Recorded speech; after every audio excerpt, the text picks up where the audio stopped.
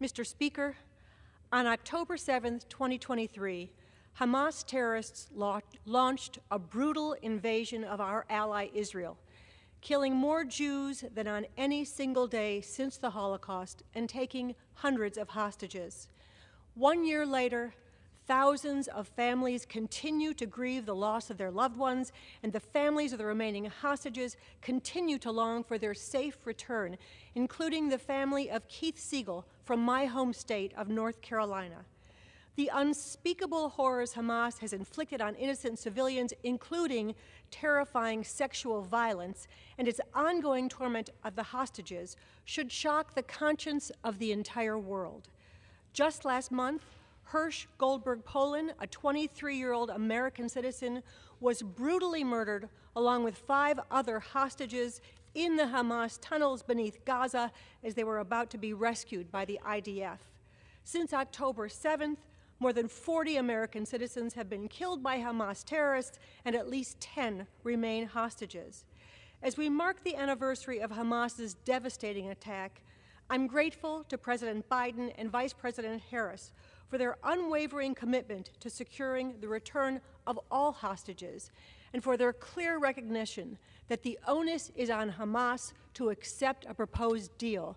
Just last month, Israel accepted the terms for a deal. The responsibility continues to lie with Hamas to release the hostages and accept the deal on the table. The release of the hostages and the surrender of the terrorist group Hamas is absolutely necessary to allow the international community to assist with the reconstruction of Gaza and bring about a stable government that is willing to live in peace with Israel. The Arab countries willing to assist in the rebuilding of Gaza will not do so if Hamas remains. Israel stands as our strongest, most dependable, and only democratic ally in the Middle East. The United States must continue to stand by Israel as it faces ongoing attacks from Iran and its proxies, including Hezbollah, which began its attacks on Israel on October 8th, while Israel was still fighting the terrorists who had invaded their country and had not yet sent troops to Gaza. Even today, thousands of Israelis are unable to return to their homes in southern Israel, and almost 100,000 Israelis are unable to return to their homes in northern Israel because of Hezbollah's relentless attacks on Israeli civilians. Iran, Hamas, Hezbollah, and the Houthis must not be allowed to continue to destabilize the region and threaten Israel's security. They must be held accountable by the international community, and the United States must continue to affirm the safety and security of our ally.